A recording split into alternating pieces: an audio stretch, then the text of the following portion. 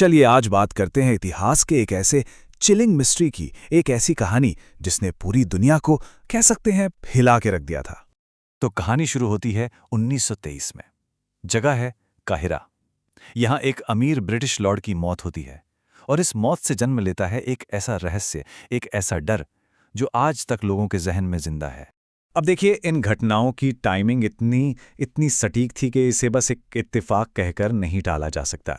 जरा सोचकर देखिए, रात के ठीक 1:55 पर लॉर्ड कार्नवान की मौत होती है और ठीक उसी पल पूरा काहिरा शहर घुप अंधेरे में डूब जाता है। बात यहीं खत्म नहीं होती। हजारों मील दूर इंग्लैंड में उसी रात उनका प्यारा कुत्ता सूजी भी अचानक दम तोड़ देता है। और इन सारी अजीब घटनाओं के ऊपर एक और परत चढ़ा दी उस चेतावनी ने। कहते हैं कि जिस मकबरे को कार्नरवॉन ने खोला था ना, उसके दरवाजे पर साफ साफ लिखा था, जो कोई भी फ़ैरो की शांति भंग करेगा, मौत तेज पंखों पर सवार होकर उस तक पहुंच जाएगी। मगर इस शराब की कहानी को ठीक से समझने के लिए हमें थोड़ा पीछे चलना होगा, उस एक महान खोज तक जहां से ये सब कुछ शुरू हुआ। तो सीन कुछ ऐसा था कि ये एक आखिरी दाव था। एक तरफ थे हॉवर्ड कार्टर, एक जुनूनी आर्कियोलॉजिस्ट जो किसी बड़े एकेडमिक घराने से नहीं थे। उनके पास बस एक आखिरी सीजन के लिए ही पैसा बचा था। और दूसरी तरफ थे उनके स्पॉन्सर लॉर्ड कार्नरवॉन, एक बहुत अमीर ब्रिटिश लॉर्ड जो पिछले 15 सालों में 5 लाख पाउंड लुटा चुके थे और हाथ अब तक खाली थे। और फिर सालों की धूल फांकने के बाद वो दिन आया, 4 नवंबर 1922। टीम को चट्टान में कटी हुई सिर्फ एक सीढ़ी मिलती है। अगले ही दिन तक एक दो नहीं, पूरी 12 सीढ़ियों की एक लाइन सामने आ जाती है। और फिर उन्हें दिखता है एक सीलबंद दरवाजा जिस पर एक नाम खुदा हुआ था, तुतनखामुन। फिर आया 26 नवंबर का दिन। कार्टर ने दरवाजे में एक छोटा सा छेद किया, अपनी कैंडल अंदर डाली और झांकने लगे। पीछे से लॉर्ड कार्नवान की बेचैन आवाज आई, कुछ दिखा क्या? और कार्टर का जो जवाब था वो इतिहास में दर्ज हो गया। हाँ, कमाल की चीजें। अंदर जो था वो इतिहास की सबसे बड़ी आर्कियोलॉजिकल डिस्कवरी थी। एक ऐसा खजाना जिसे पूरे 3000 सालों से किसी ने हाथ तक नहीं लगाया था। लेकिन जहां एक तरफ इस शानदार खोज की खबर दुनिया में आग की तरह फैली, वहीं दूसरी तरफ एक भयानक और जानलेवा घटनाओं का सिलसिला भी शुरू हो गया। पहला अपशगुन, या कहें तो चेतावनी। हॉवर्ड कार्टर के घर में उनका एक पालतू कैनारी पक्षी था। एक दिन एक शाही कोबरा पिंजरे के अंदर घुसकर उससे निगल गया। अब वहां के लोकल लोगों में कानाफूसी शुरू हो गई कि यह कोई आम घटना नहीं है, ये तो फ़ैरो के पवित्र सांप ने मकबरे को छेड़ने का बदला लिया है। और फिर तो जैसे मौतों की झड़ी लग गई। एक के बाद एक जो भी लोग उस मकबरे से किसी भी तरह जुड़े थे, रहस्यमयी तरीके से मरने लगे। और मीडिया ने तो इस कहानी को हाथों हाथ लिया। जॉर्ज जे गोल्ड मकबरे में जाने के बाद बुखार से मर गए। जोएल वुल्फ खजाना देखने के बाद तेज बुखार से चल बसे। लिस्ट बस लंबी होती जा रही थी। और देखते ही देखते साल 1929 तक इस मकबरे से डायरेक्टली या इनडायरेक्टली जुड़े हुए कुल 22 लोग अपनी जान गंवा चुके थे। 22 लोग। और अब वो बात जिसने शराब की इस कहानी पर जैसे पक्की मोहर लगा दी। जब 1926 में तुतनखामुन की मम्मी का ऑटोप्सी हुआ तो पता चला कि उसके बाएं गाल पर एक घाव का निशान है। और लॉर्ड कार्नवान की मौत कैसे हुई थी?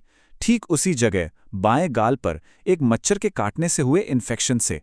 ये कोइंसिडेंस इतना चिलिंग था कि ऐसा लगा जैसे 3000 साल पुराना घाव अपने नए शिकार के चेहरे पर उभर आया हो।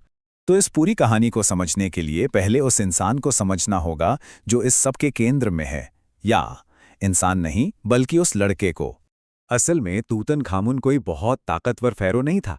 देखिए, उस जमाने में मिस्र के शाही परिवार अपने खून को प्योर रखने के लिए भाई बहन में ही शादी कर लेते थे। और इसी इनब्रीडिंग का नतीजा था कि तुतनखामुन को कई गंभीर जेनेटिक बीमारियां थीं। उसका एक पैर मुड़ा हुआ था, हड्डियों में दर्दनाक बीमारी थी और उसका इम्यून सिस्टम भी बहुत कमजोर था। हालत ये थी कि वो बिना सहारे के चल भी नहीं सकता था। उसके मकबरे से 130 छड़ियां मिली हैं, सोचिए। तो पॉइंट यह है कि तुतनखामुन की मौत सिर्फ 19 साल की उम्र में हो गई थी और इसकी वजह शायद उसकी बीमारियां और मलेरिया का कॉम्बिनेशन था। उसकी मौत कोई मिस्ट्री नहीं थी। और सच तो ये है कि इतिहास में वो इतना अनइम्पॉर्टेंट राजा था कि सदियों तक किसी लुटेरे ने उसके मकबरे को ढूंढने की जहमत ही नहीं उठाई और इसीलिए वो बचा रह गया। तो इतने सारे सबूतों को देखकर तो किसी को भी लगेगा कि श्राप असली था, है ना? लेकिन क्या ये वाकई फ़ारो का श्राप था? चलिए अब इस अविश्वसनीय कहानी के पीछे का सच जानते हैं।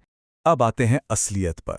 देखते हैं कि कैसे साइंस और फैक्ट चेकिंग ने इस मशहूर श्राप की कहानी की एक-एक ईंट गिरा दी।